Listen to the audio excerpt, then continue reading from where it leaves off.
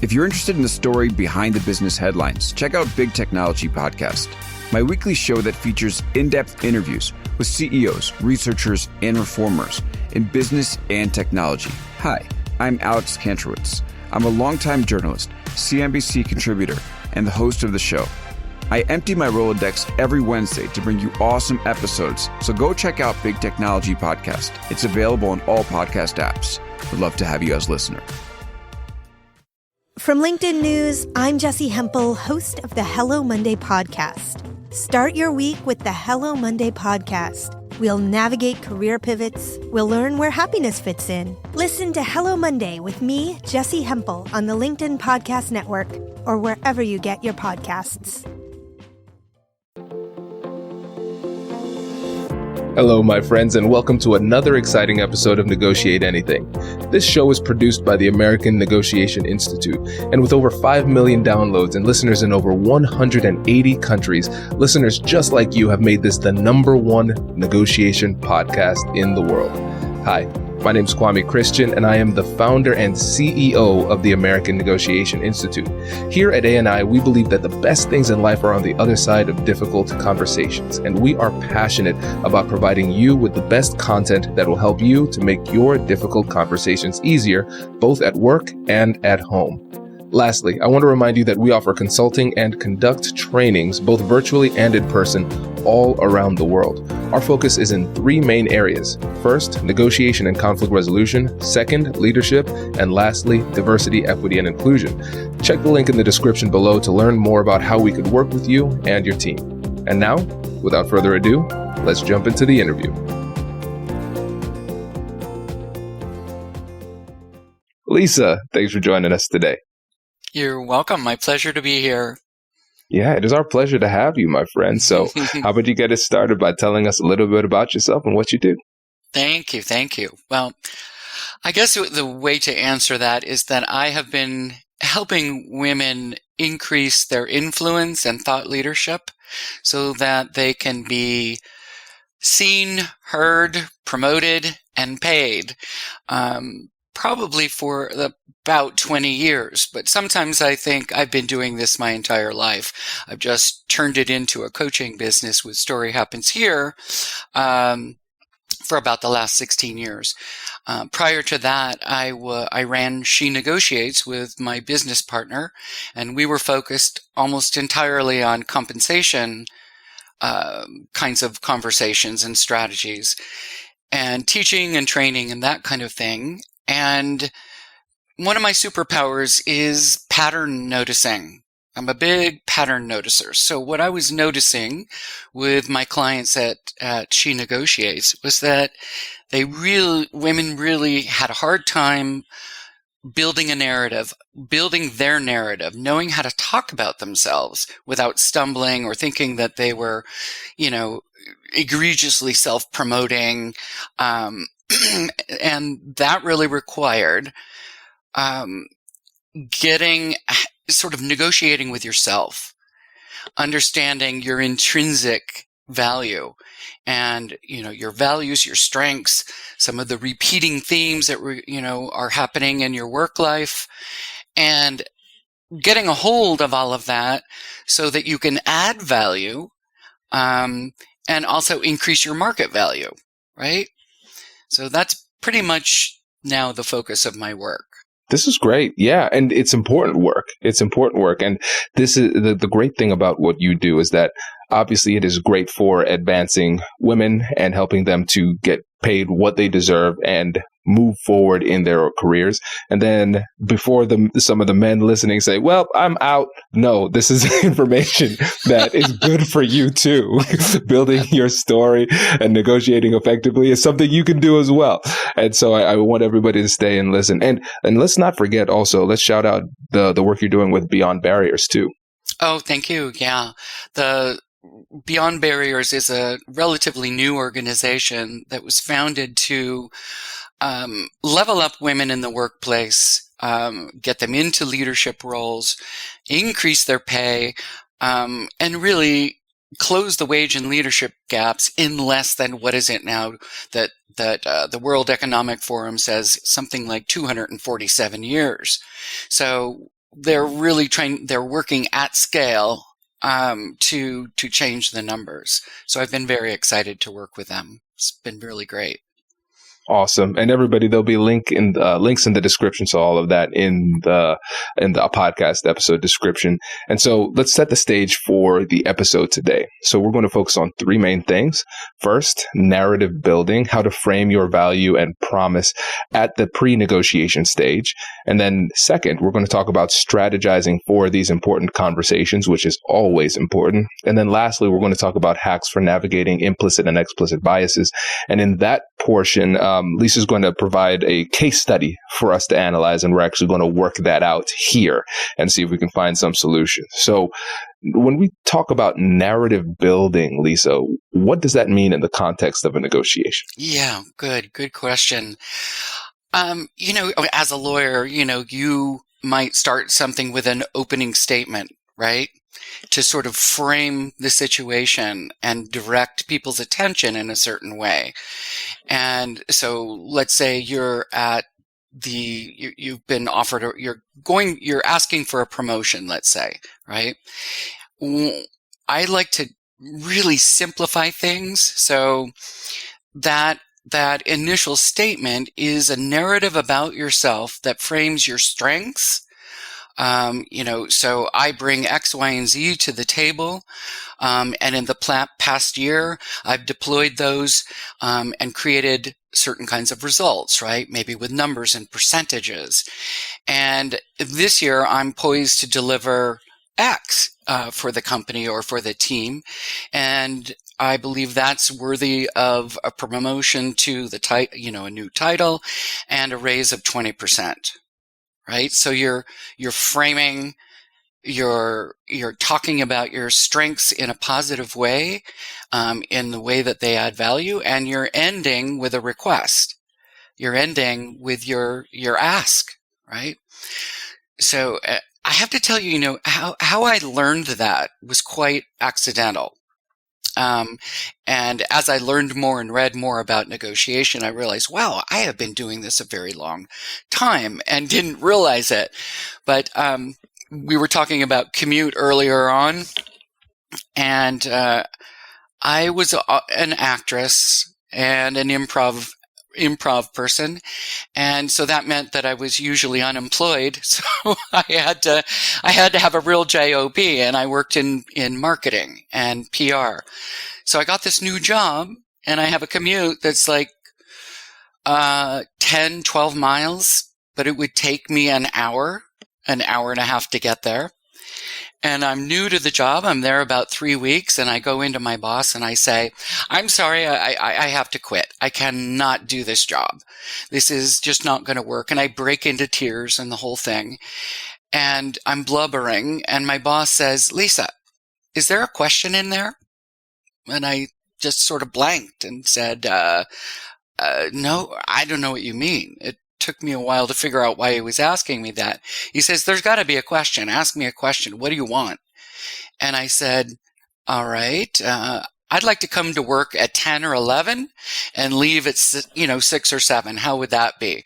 And he said, all right. I went, okay. And he said, but here's the thing. Why would that benefit me?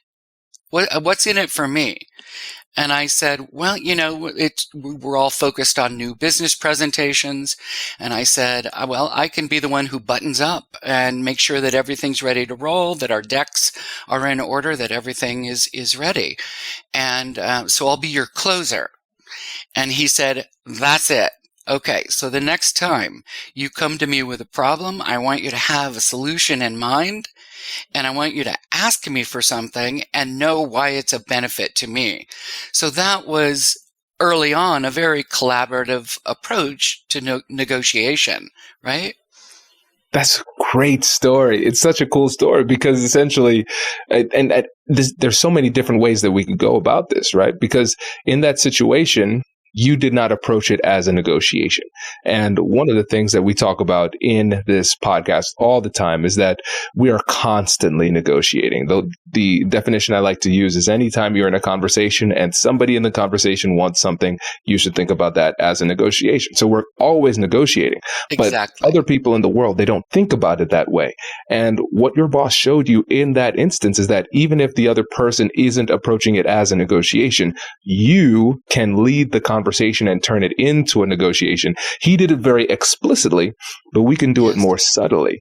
And so when you think about building that narrative, how do we do that when the other side doesn't seem as though they are trying to approach it in the same kind of way as a negotiation?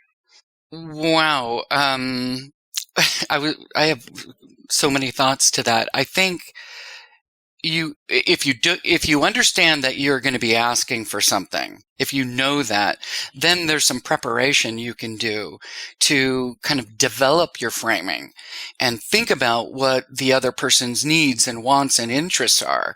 What's important to them. We know the first part of the work is understanding what's important to ourselves. What do we want, right? And really knowing that, and knowing, like you always talk about, what's your bat now? What are you going to do if you don't get what you want? Well, was I going to quit? I probably would have, because there were other fish in the sea. I could get another job. That's not always the case for people, right? You can't just up and leave. You have a family. At the time, I didn't. I wasn't. I was very, very young. But I think when you're in the middle of a conversation, you can pause and sort of acknowledge what's happening in the room and ask questions to get at where the stops are, right? What's happening? Why are we at loggerheads right now? Does your company invest in professional development training? If you believe that your team would benefit from a negotiation workshop, all you need to do is go to our website, fill out the workshop request form, and then we'll set up a time to chat. These workshops are completely customizable, and we've done them all around the country. Negotiation and conflict resolution skills are beneficial across all professions, but they're especially useful in procurement, purchasing, sales, sourcing, and contract management. Our calendar is filling up quickly, and we even have some workshops scheduled for next year. If you think you might want one, I'd suggest reaching out soon so you don't miss out. Check out the link in the description to learn more. And now, back to the show.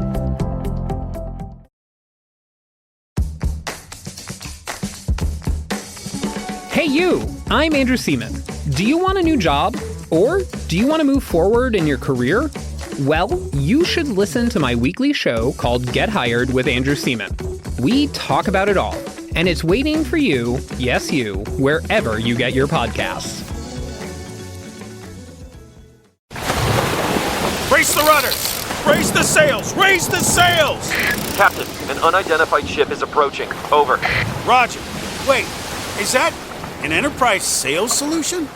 Reach sales professionals, not professional sailors. With LinkedIn ads, you can target the right people by industry, job title, and more. We'll even give you a $100 credit on your next campaign. Get started today at linkedin.com/marketer. Terms and conditions apply. Yeah, absolutely. And so often in my negotiation trainings and when I was teaching at the law school and the business school, I told the students, I say, hey, listen, I'm going to ask you a lot of questions. You're not going to always know the answer to my questions, but I tell you, if you don't know the answer to my question, if you just raise your hand and say, ask an open-ended question, you're probably going to be right. And a lot of times that's really all it takes to get things moving in the right direction in these conversations. I used to say, just put your lips in the shape of a W and see what comes out, right? Maybe just lead yourself into a what? Even if you don't know what's coming next, you'll trigger something. It's a good way to start practicing and to remind yourself, wait, don't just start defending or, persuasively arguing. Ask questions first.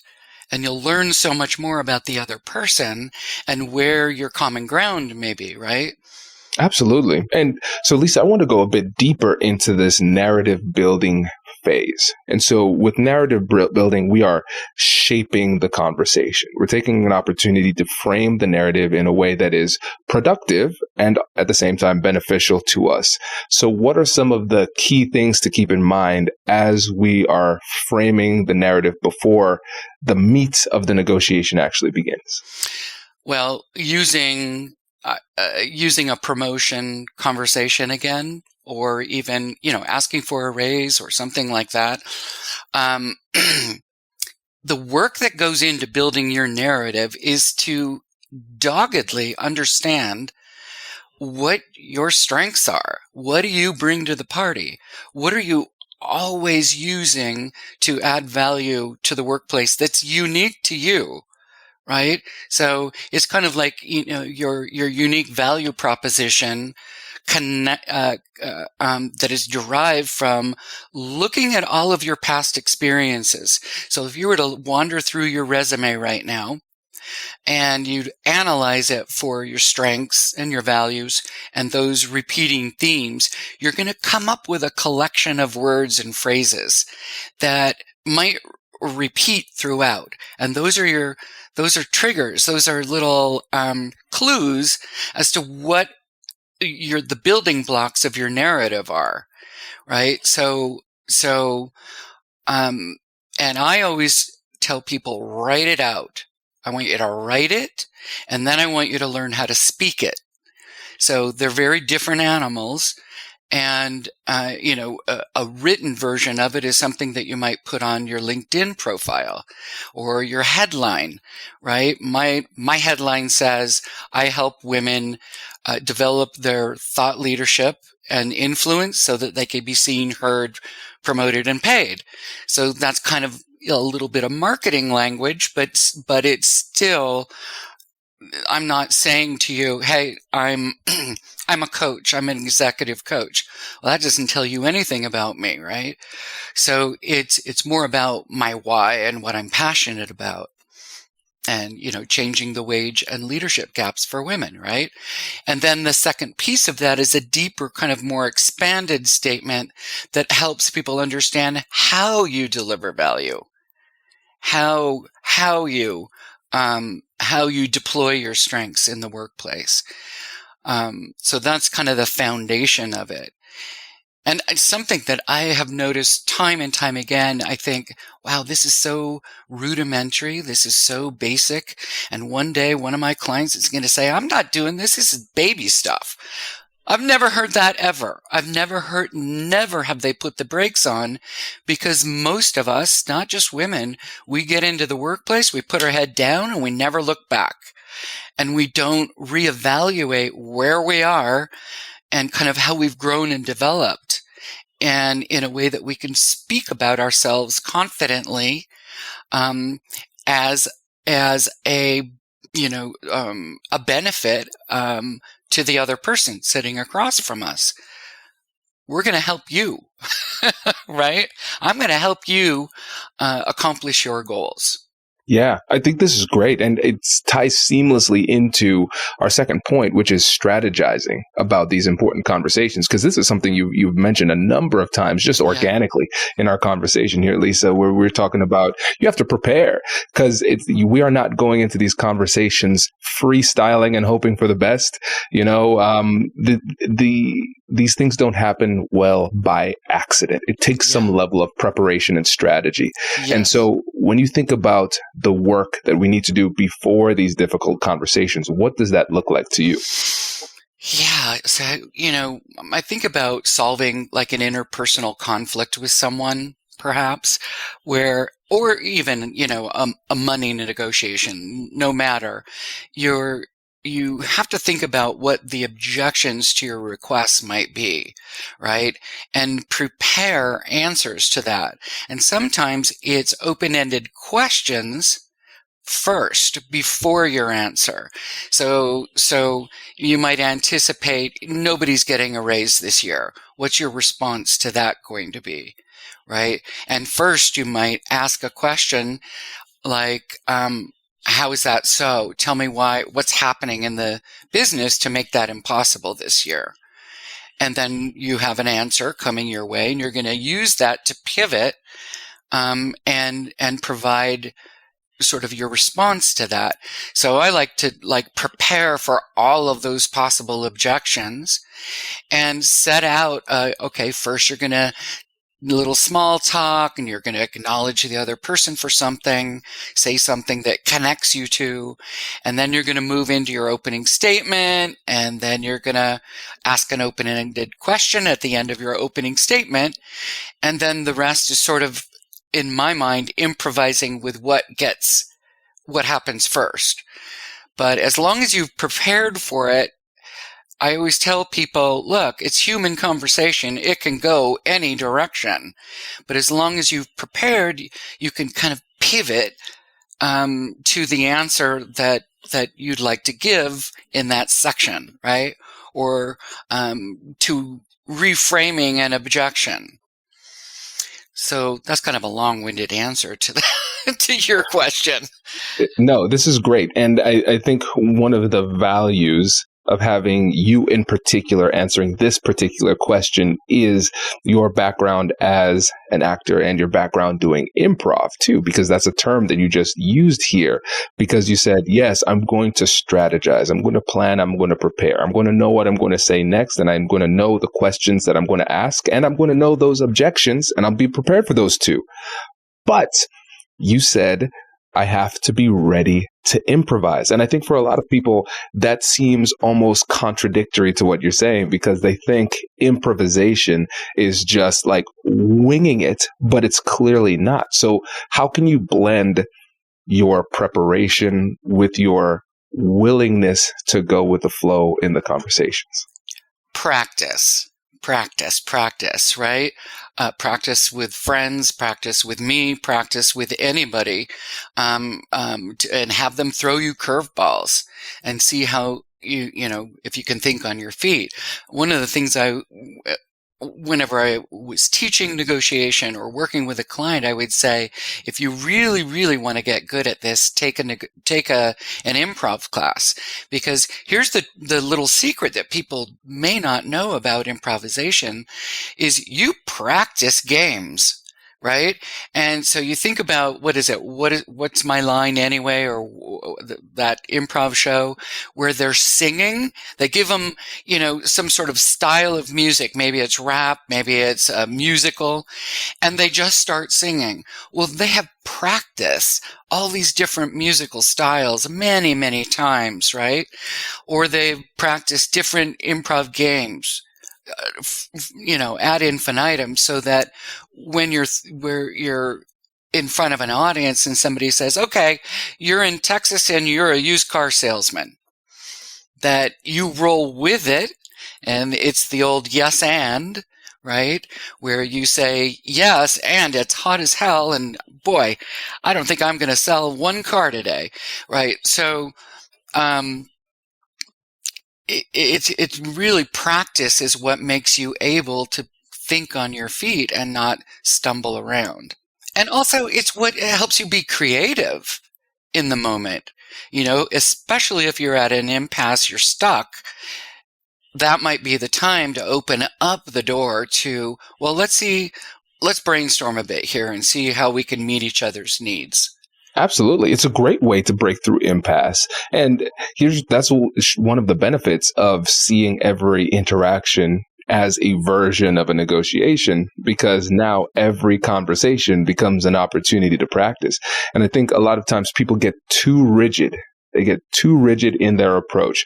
It's not just that they are rigid in terms of the outcome. This is the only pathway to success. They're saying, no, this is the only pathway for this conversation. And the thing is, conversations don't always follow our rules. There's always going to be a surprise. And so you have to be flexible in these really difficult conversations. Yeah, and people aren't always straightforward about what they want either. And sometimes there's hidden agendas, and, there might be constraints that you're unaware of, or things that they're not able to reveal to you, that make it difficult to get anywhere, right? And so the more curiosity you bring and the more asking you do, open-ended question asking, leads you closer to understanding what those constraints might be. And, sometimes people are just hardball and they're not going to let you in, and it's time to pause, right? Absolutely. That certainly happens. But again, I think one of the things that's helped me is switching that assumption to, oh, I definitely know what they're saying. I definitely know where they're coming from. I definitely understand all of their potentially hidden agendas. No, I'm going to assume that I don't. And that humility triggers more curiosity, genuine curiosity, because I'm asking questions and actually genuinely trying to find the answer, because I'm assuming that I don't know what it is. And you talk about that a lot too, with the three, I forget what you call it, but the piece that you're talking about is repeating back what you hear, right? Just a basic listening response skill. Like what I think I heard you say is ABC. Is that right? I mean, it seems so fundamental, but if you really notice it when you skip over it. Exactly. That's the thing. The fundamentals never go out of style. No. Right. And they're there for a reason. They're there for a reason. And with the time we have left, I want to give us an opportunity to talk about navigating implicit and explicit bias, because this is something that's coming up a lot.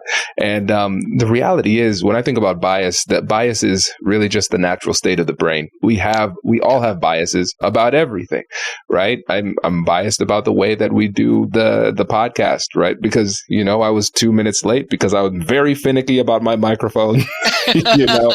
Maybe other people can't tell which microphone I use, but I know, so it's going to affect my decision making. And so that's a very innocuous version, but there are different levels. And so with your scenario, how about you take a moment, set the stage, and then let's talk through what solutions might exist. Yeah, this is a little case study that is a circumstance that a client of mine has been having for some time. So let me set the stage. She is from another country. She has an accent. She is brown. She's also short. And when she gets excited or passionate or angry, her voice goes up in pitch very, very high, right? And sometimes people misinterpret, they think she's angry or she's being adamant or too, emotional when really she's excited about something or she wants something. So she's had a lot of pushback, a lot of resistance, people thinking that she's commandeering and demanding and, if I may say this, bitchy, bossy, demanding. Those are some of the words and phrases that have been leveled against her. So I thought maybe the two of us could ideate how we can help her not be discounted. Yeah, absolutely. And so this is close to my heart because my family is originally from the Caribbean. So I'm a first generation Caribbean American. So breaking through barriers culturally, that's something that my family had to go through. And this story actually reminds me of one of my friends. Her name is Luann, and she is Italian. And so she lives in New Jersey. She was telling me this story where she said that somebody in her company was transitioning out into a new role, that they had a really great relationship. It was just time to move on. And so she was willing to help with the transition. And so she left this notebook for the next person to come in and take over and be really seamless. And at the bottom of the notebook, she wrote this little note, and it said, "Luann is not yelling." And she said, "What does that mean? Luann isn't yelling. What does that mean?" And so she asked her, "Hey, what do you mean by that?" She said, "Well, it took me a long time to get to understand this, but when you get excited, your voice elevates. You're a lot louder. And so I thought you were mad a lot of the times. But then as I started to get to know you, this is just who you are. You just get excited. She's like, I'm Italian. This is how we talk. This is how we talk, right? And so with that situation, let's talk about bias, right? Because at the beginning, we have a data point. And then we are going to use our previous experiences to determine how we're going to interpret that. Does that mean that those experiences are invalid? No. It just means that it doesn't necessarily apply to this situation, but we assume it does based on our previous experiences. That's a bias, right? Exactly. And so as they had more positive interactions, then those negative biases were overtaken with positive biases. Now, I now know Luann, this is how she is. It's not a threat, right? And so a lot of times what I've seen work well in the past is we have potentially two big options. We have an option where you recognize you're in a new culture. You can adjust. Some people call that code switching. So I say, all right, I'm in a new culture. I am going to adjust myself in order to fit into that situation. So some people don't feel comfortable doing that. So there's option B. And this is what I would call a humble disclaimer. And so before I start to have an interaction with somebody, I'll just say, hey, by the way, this is the way I respond. And once you see this response, this is how you should interpret it. Other people have interpreted it in this way, but I want to tell you what it means before you see it so you can interpret it properly. I love that. That's brilliant.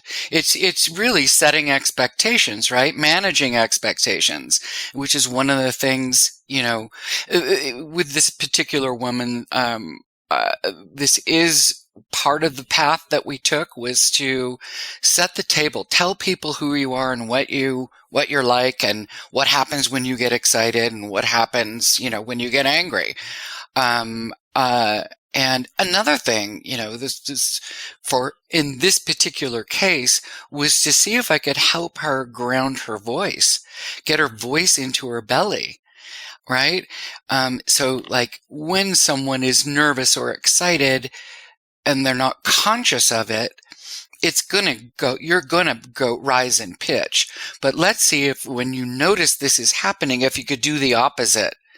So I would get her to stand up, plant her feet on the ground, and consciously drop her voice like this. And it sounded very funny, but after a while, it became kind of second nature to her. So but everything that we're saying, I'm having this sensation right now that, the onus is always on us. When is it the other person's responsibility to do some growing and to do some noticing that you actually are sitting in your bias?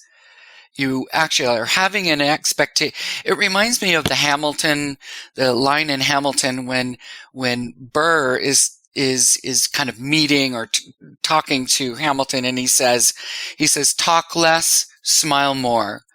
Don't let them know what you're against or what you're for. That was his advice to Hamilton. And I think we women are always being told, talk less, smile more. Don't be, too invasive. Don't be loud.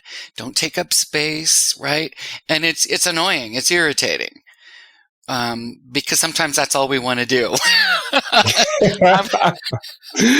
Yes. So there's so many different ways we can go with this.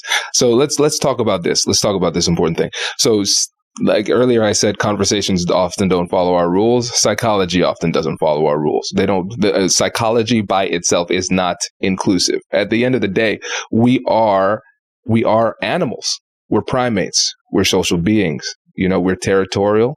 We are tribal by nature. This is how we are. And we try to talk about diversity, equity, and inclusion in order to elevate ourselves so we don't fall victim to these psychological tendencies. So The natural state of humanity isn't that great. That's why we have laws. Right? Right. So let's just start there. So I want to acknowledge that. And so when we approach these situations, we have to recognize that persuasion, communication, connection, all those things, we have to recognize that they're going to be governed by the laws of psychology and not the laws that we set for what we consider to be proper human decorum. And so what we have to do is we have to think about, what is it that I'm comfortable doing? what lines do I have? What are my values? What do I consider to be authentic? What am I willing to do? So like, for instance, I made a poll yesterday or earlier this week about smiling, because if you're smiling and nodding too much during a transactional negotiation when you need to be assertive, a really hardcore negotiator will push harder because they're not taking you seriously. And so the conversation that was happening in the comments was essentially, are you willing to edit yourself in order to get better negotiation outcomes? So nobody was really questioning whether or not smiling and nodding and being too accommodating in that moment could lead to worse outcomes. The question was whether or not they were willing to make that edit. And so I think really what it comes down to is when we think about the negotiation strategies, we have to think about first level, what works? Second level, am I willing to do what works? And not saying like, hey, do you have the will to win? But at the end of the day, when you have to go home and look at yourself in the mirror, are you okay with what you did? Or did you feel like you were being inauthentic? And so I think everybody has to come to that conclusion themselves. And so different people will draw that line in different places. That is a beautiful thing to take away. That's a great piece of learning for me to remember. I was thinking, we were talking earlier about this kind of what I might do, I might never suggest to a client because I'm so different than they are. But my sort of MO when I was working and I would experience some kind of gaslighting or implicit bias of some kind, or even explicit, was to call them out as it was happening. And having a good sense of humor helps. A little bit of wit will soften maybe the strength of the comeback. But I would say to someone, wow, did you just say that to me? Did you really just say that? That's ouch. That really hurts. Don't do that again. Or I might say, if you're asking me to wear a dress tomorrow, a skirt for the presentation, I hope you're asking Joe to do that too. Because that's a little, right? Like, what are you asking him to wear? So that doesn't work for everyone, right? And so understanding, your point really was, where am I willing to adjust in order to get the result I want? So this whole time in the conversation, I've been nodding my head a lot with everything that you said. And as soon as you were describing that, I went, oh, I better calm myself down and just like not nod. That's very hard. Well, I'm not pushing you to do anything, so you can nod all you want, but yeah, it's just one of those things that we have to consider. And then to the second point of your question that I forgot to address was, there's a lot of self-growth and adjustment that needs to happen on our part in order to be successful. And so for me, I always want to take responsibility because that makes me feel more empowered. So if I want to get the outcome that I want, then I want to believe that I can do things in order to make that happen. And then the second part of your question was, when is it on them to grow? And I think it's constantly on all of it's each of our responsibilities to grow through every interaction. Conversations like this should be transformational. And so, but again, you can't just, that has to be something that they do. And a lot of times they don't have the self-awareness to recognize that it's time to grow. That's and so going back to our trusty friend, the open-ended question, I think that can help, because when it comes to implicit biases, per definition, it's subconscious. They don't realize it. Right. And so I would ask a question to raise that awareness.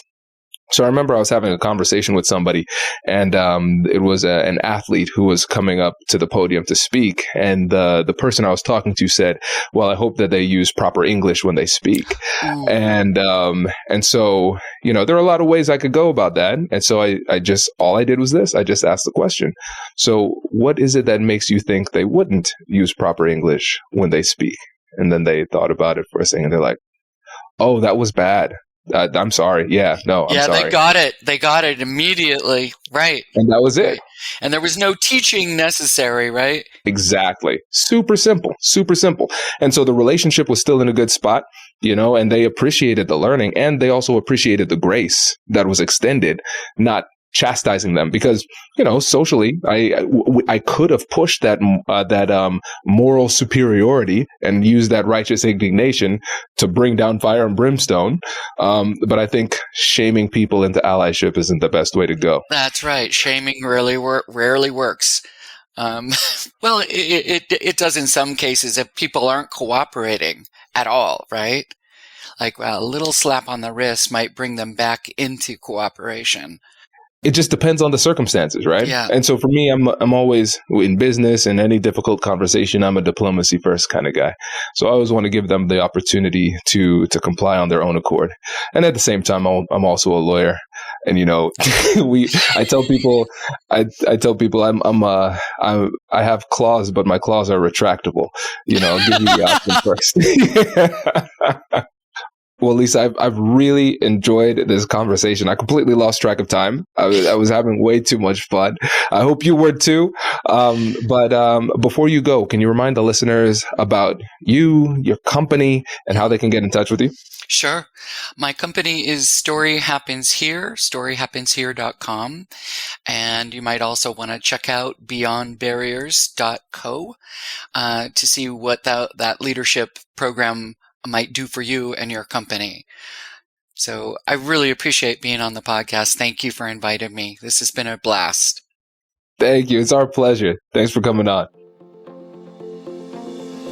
Congratulations! You've just joined an elite club. By listening to a full episode, you're now officially on the Negotiate Anything team. So welcome aboard. What most team members do is they subscribe to the podcast because that allows them to automatically get the latest episodes of the show.